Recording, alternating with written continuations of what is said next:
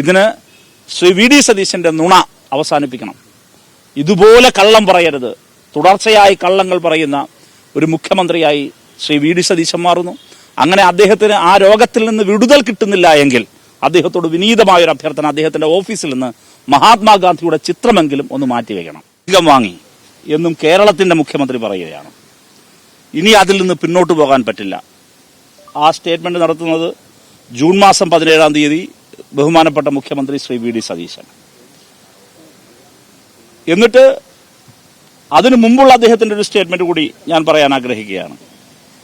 പ്രതിപക്ഷ നേതാവായിരുന്ന Shri V D Satheesan 2026 October മാസം 24 RSS അജണ്ട നടപ്പാക്കാനാണ് CPM ശ്രമിക്കുന്നത്.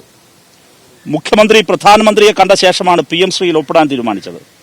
സർക്കാരിന്റെ ഏകപക്ഷീയമായ തീരുമാനമാണ് ഇത്. ശ്രീ വി ഡി സതീശൻ പ്രതിപക്ഷ നേതാവായിരിക്കുമ്പോൾ 2026 ഒക്ടോബർ മാസം 24 പറഞ്ഞതാണ്.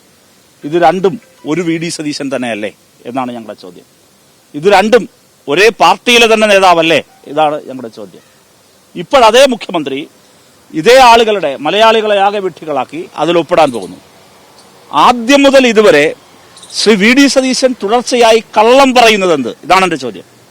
കള്ളം പറയുന്നത് മറ്റെന്തോ മറച്ചു വെക്കാനാണ്. വിദ്യാഭ്യാസ മന്ത്രിയുടെ ഈ നുണരോഗം മന്ത്രിസഭയാകെ ഇപ്പോൾ ബാധിച്ചിട്ടുണ്ട്. ഒരു പൊതുനയമായി മാറിയിട്ടുണ്ട്. വിദ്യാഭ്യാസ മന്ത്രി ശ്രീ N. ഷംസുദ്ദീൻ ഇന്നലെ പറഞ്ഞ സ്റ്റേറ്റ്മെന്റാണ്. ഒപ്പിട്ടത് പിന്മാറാനാകാത്ത ധാരണാപത്രത്തിലാണ്. ഇന്നലെ പറഞ്ഞതാണ് നിങ്ങളുടെ മുമ്പിൽ. ഒപ്പിട്ടത് പിന്മാറാനാകാത്ത ധാരണാപത്രത്തിലാണ്. പിന്മാറാനാകുമെന്ന് പറയുന്നത് തെറ്റിദ്ധാരണ പരത്താനാണ്. ഇതാണ് മന്ത്രിയുടെ ഇന്നലത്തെ സ്റ്റേറ്റ്മെന്റ്. ഇനി അടൂർ പ്രകാശിന്റെ ഇന്നലത്തെ സ്റ്റേറ്റ്മെന്റിലേക്ക് വരും. PM ശ്രീ പദ്ധതിയുമായി മുന്നോട്ട് പോകുമെന്ന് UDF കൺവീനർ. പിന്മാറാൻ കഴിയാത്ത സാഹചര്യമാണുള്ളത്. ഏതൊക്കെ സ്കൂളിൽ പദ്ധതി നടപ്പിലാക്കുമെന്ന് UDF തീരുമാനിക്കും. പിന്മാറാനാകാത്ത സാഹചര്യമാണ് എന്ന് പറയുന്നത് കള്ളമല്ലേ? കള്ളമാണെന്നാണ് ശ്രീമതി ജബി മേത്തർക്ക് രാജ്യസഭയിൽ കിട്ടിയ ഉത്തരം വ്യക്തമാക്കുന്നത്.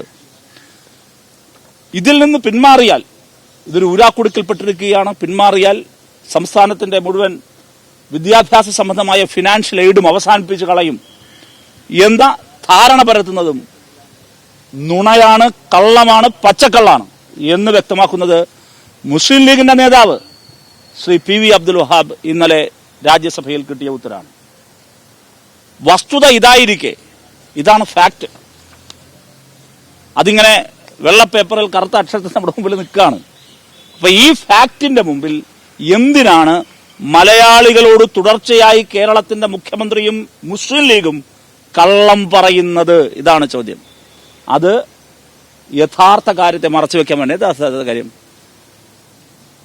ഈ സർക്കാരും ശ്രീ വി ഡി സതീശനും പൂർണ്ണമായി സംഘപരിവാരത്തിന്റെ നിഴലായി മാറിക്കഴിഞ്ഞൊരു മന്ത്രിസഭയാണ്. ഞാനത് ആവർത്തിച്ച് പറയുകയാണ്. ശ്രീ വി ഡി സതീശനും സംഘപരിവാർ നേതൃത്വത്തിന് ഏറ്റവും പ്രിയപ്പെട്ടയാളാണ്. ഞാനതിന്റെ ഒരൊറ്റ കാര്യം മാത്രം പറഞ്ഞ് അവസാനിപ്പിക്കാം. അതും ഇന്നലെ ഉണ്ടായ ഡെവലപ്മെന്റാണ്.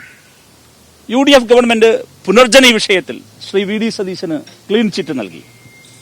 നിങ്ങൾക്കറിയാവുന്നതുപോലെ പുനർജനി വിദേശ രാജ്യങ്ങളിൽ നിന്ന് ഫണ്ട് പിരിച്ചതുമായി ബന്ധപ്പെട്ട പ്രശ്നമുള്ളതാണ്.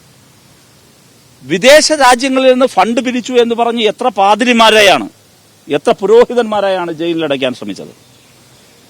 എത്ര സ്ഥാപനങ്ങളെയാണ്, എത്ര നോൺ പ്രോഫിറ്റഡ് ഓർഗനൈസേഷൻസിനെയാണ് വേട്ടയാടിയത്? ഞാൻ തിരിച്ചൊരു കാര്യം ചോദിക്കുന്നു.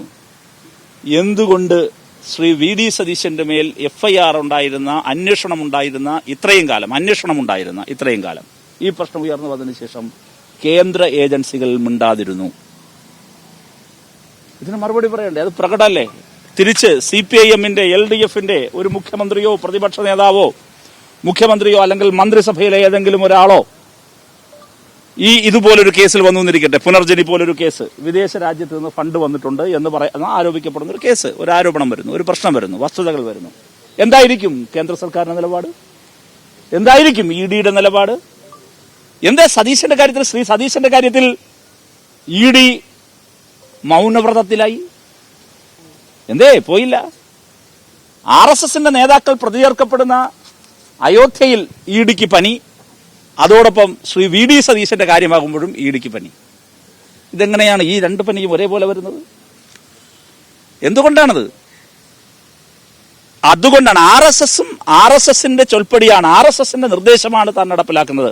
സംഘപരിവാറിനെ പിണക്കാനാകില്ല എന്ന സത്യം മറച്ചു വയ്ക്കാനാണ് ശ്രീ വി ഡി സതീശൻ തുടർച്ചയായി കള്ളം പറഞ്ഞുകൊണ്ടിരിക്കുന്നത്.